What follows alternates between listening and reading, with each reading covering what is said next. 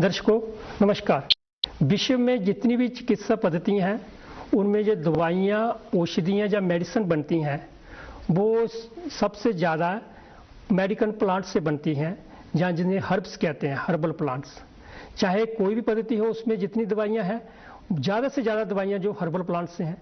लेकिन कुछ herbal plants ऐसे हैं, औषधीय गुण जिनमें होते हैं, जो हम सीधे तौर पे अपने घर में उगा सकते हैं, लगा सकते हैं और उनका प्रयोग कर सकते हैं। और उनके प्रयोग के लाभ ऐसे हैं कि हम बहुत सी बीमारियों से उनसे निजात पा सकते हैं, उन बीमारियों का शिकार नहीं होते हैं। आइए उन हर्बल प्लांटों के बारे में हम कुछ जानकारी प्राप्त करते हैं। और जानकारी देने के लिए हमारे स्टूडियो में उपस्थित हुए हैं डॉक्टर आफताब इकबाल मीर जी, जो आयुष हॉस्पिटल में मेडिकल अफसर के तौर पे कार्यरत हैं इस समय। डॉक्टर साहब, आपका बहुत बहुत स्वागत है दूरदर्शन के स्टूडियो में। देखा जाए जितनी भी दवाइयाँ बनती हैं उसमें बहुत ज़्यादा दवाइयाँ जो हैं, औषधियाँ जो हैं, चाहे वो आयुर्वेद का चिकित्सा पद्धति हो या यूनानी, होम्योपैथिक या एलोपैथिक की क्यों ना, तो प्लांट से लेते हैं जिन्हें हम मेडिसिनल प्लांट कहते हैं। लेकिन वो कौन से ऐसे मेडिसिनल प्लांट हैं, औषधीय तत्वों से भरपूर ऐसे कौन से पौधे हैं, वृक्ष हैं, लताएं हैं, जिनका हम अपने घर में भी उनके उसको लगा सकते हैं, किचन गार्डन बना सकते हैं, खेती कर सकते हैं और उनका सीधे तौर पे हम लाभ ले सकते हैं।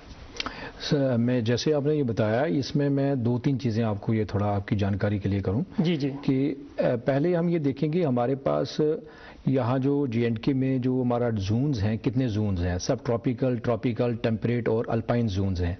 तो इन 4 जोन्स के मुताबिक जो है वो आप अपने घरों में वो प्लांट्स लगा सकते हो। जी जी। आप जैसे टेम्परेट रीजन हमारा वैली का है, तो वैली के लोग वो टेम्परेट रीजन के प्लांट्स जो हैं वो अपने घरों में लगा सकते हैं। जी जी। इस तरीके से हमारे जम्मू रीजन में ऑलमोस्ट कई जगहों पे टेम्परेट है, कई जगहों पे कुछ है। अगर जम्मू सिटी की या जम्मू डिस्ट्रिक्ट की मैं बात करूंगा तो, या सांबा एडजॉइनिंग एरिया या कठुआ की बात करूंगा, कुछ कंडी एरिया भी है, तो इनमें जो है आप सब ट्रॉपिकल प्लांट्स आपके यहाँ लग जाएंगे। अब आप पूछेंगे कि सब ट्रॉपिकल और ट्रॉपिकल प्लांट्स कौन कौन से हैं जिनको हम घरों में लगाएं और जिनसे हम फायदे उठा सकते हैं। जी जी। देखिए, एक चीज ये देखी जाती है कि बहुत सारे हमारी ऐसी लोग हैं जिनके पास जगह नहीं है। जी जी। या जो उनके पास ऐसा सिस्टम है कि बिल्कुल जाइंट, मतलब वो ऐसी जगह है जहां उनके पास जमीन का कोई पैच नहीं है जिस जमीन में वो कुछ लगा सकें।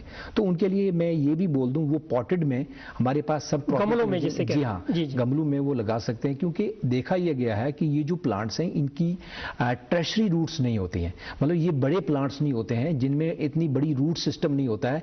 इनको जमीन वाली जगह जरूरत नहीं होती। अगर जमीन है तो ठीक है, अदरवाइज आप इनको थोड़ी ही मिट्टी में जो आप पॉट्स की शक्ल में लग के आप इनको लगा सकते हैं, तैयार कर सकते हैं। तैयार कर सकते हो। अब उसमें सबसे बड़ा जो है, सबसे पहले जो मैं बताऊंगा वो अश्वगंधा है। जी जी। अश्वगंधा का ये आशु कहते हैं घोड़े को, और गंध कहते हैं एक स्मेल को। तो इसमें जो है बेसिकली इसका कंसेप्ट ये है कि आप एनर्जी में देखा जाए तो सबसे ताकतवर एनिमल जो है वो हार्स को माना गया है, वो रेस लगाता है। तो इसलिए कहा गया है कि भाई आप अश्वगंधा को इस्तेमाल करो, क्योंकि ये हमारी टेक्स्ट में तो ये, और इस पे जो रिसर्च हुई है, और ये नर्वाइन टॉनिक माना गया है। ये नर्व सिस्टम का ये टॉनिक माना जाता है। और इसमें और भी बड़े गुण हैं, क्योंकि ये देखिए, अगर इसमें एक तो पहले ये मैं बता दूं कि इस्तेमाल इसका हम रूट्स का ही करते हैं जो है, अदरवाइज हम इसके पत्तों का नहीं, उनका भी इस्तेमाल कर सकते हैं। पत्तों में भी वही लाभ देखा गया है जो इसकी रूट्स में है।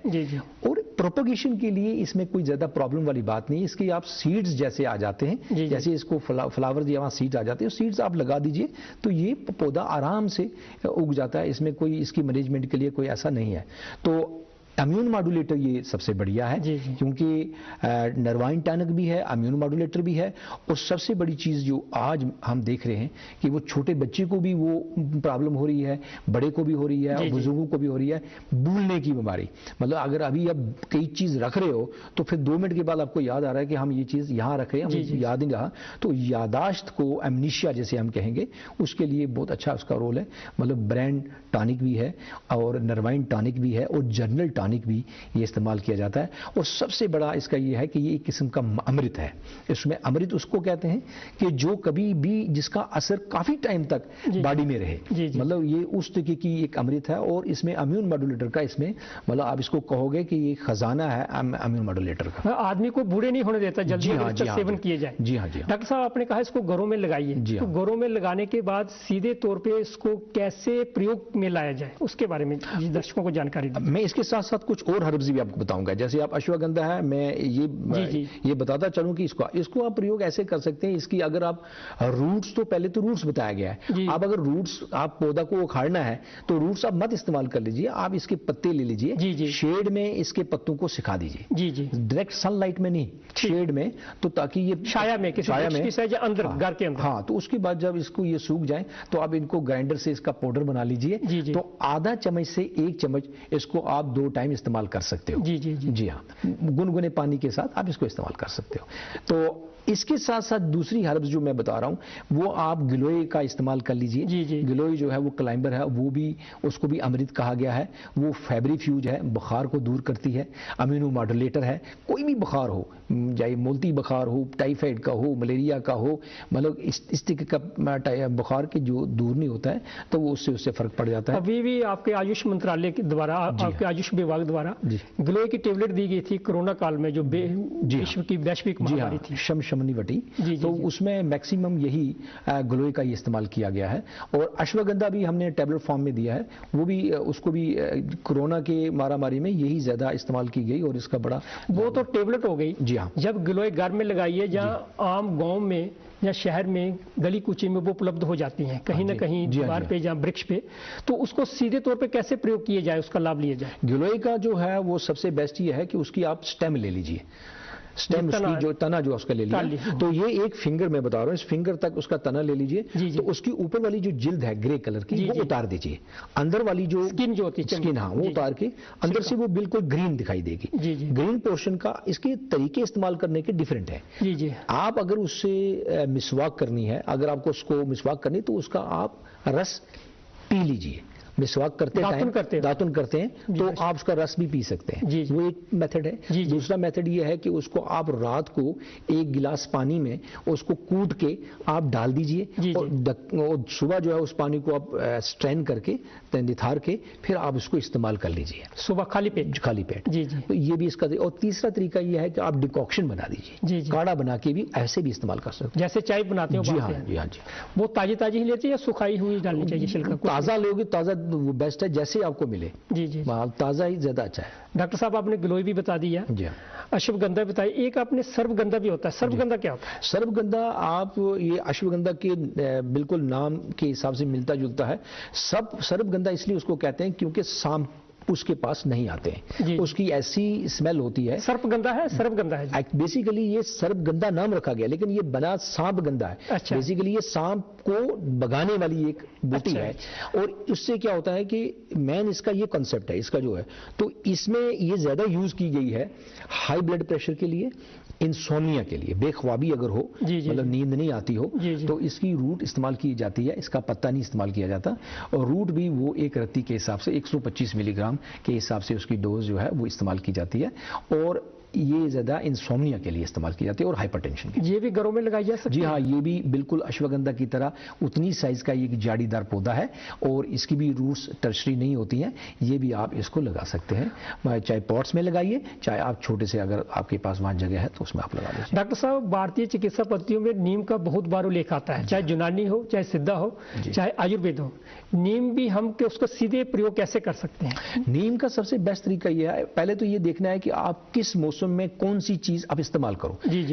पौधों का सबसे बेस्ट यह है जब बहार आती है, जिसमें उनके फूल खिलते हैं, वो पत्ते उसी टाइम इस्तेमाल करने चाहिए। विंटर में, ऑटम में आप पत्ते कोई भी हर्ब्स इस्तेमाल मत करो, क्योंकि उससे यह होता है कि एक तो उसकी जो एक्टिव प्रिंसिपल्स जो उसमें पाए जाते हैं वो उस टाइम आपको नहीं मिल पाएंगे, क्योंकि वो उस वक्त ऑटम और विंटर सीजन में वो उनमें नहीं पाए जाते। वो सर्दियों में कोई भी ऐसे पत्ते, सीधे पत्ते हमें प्रयोग नहीं करना चाहिए। वो बहार में, और जब आप पत्ते नए नए आते हैं और पोंपलें जो नए नए पत्ते लगते हैं उनको ज़्यादा इस्तेमाल कर लीजिए, उसमें इसका कॉन्स्टिट्यूएंट ज़्यादा रहता है और वो फ़ायदेमंद होता है।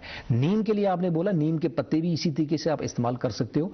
और उसके अलावा आप नीम का जो है एंटीसेप्टिक बाथिंग भी, जैसे आप बकेट में आप नहा रहे हो, तो आप पानी में नीम के पत्ते आप डालो तो वो एक एंटीसेप्टिक, कूट के या सीधे सीधे आप कूट के भी डाल सकते हो, ऐसे भी डाल सकते हो, उसका वातावरण बन जाएगा, वो एटमॉस्फेयर ऐसा एंटीसेप्टिक रहेगा, उसमें वो आपको मतलब कोई स्किन डिजीज में हम ये उसमें बताते हैं पेशेंट्स को कि भाई अगर एलर्जी है या इरिटेशन है या स्कैबीज है कि उसमें आप नीम के पत्ते आप पानी में डाल के पानी जो है गर्म पानी में वार्म वाटर में डाल के आप उसका प्रयोग कर सकते हैं। डॉक्टर साहब, और कौन से जो हमारे जम्मू कश्मीर के रीजन में इस क्षेत्र में ऐसे पौधे हो सकते हैं जिनका हम सीधे इस्तेमाल कर सकते हैं? इसके अलावा जम्मू में मैंने जैसे बताया आपको, जैसे अश्वगंधा है, कालमेघ है, एंड्रोग्राफिक्स पैनिकुलेटा, वो उसको आप देखिए वो ब्लड प्यूरिफायर है। शाहतरा कुदरती उगता है, आप देखें जब गंदम की खेती होती है तो उस टाइम वहां शाहतरा एक उगा होता है, तो लोगों को पता नहीं है कि ये क्या है, और ये एक अनमोल बूटी होती है, वो आप को कड़वा बहुत होता है। इस तरीके से शाहतरा के मिलते जुलते चराइता है, सरपूका है, मुंडी है, ये सब ब्लड प्यूरिफायर की तरह है।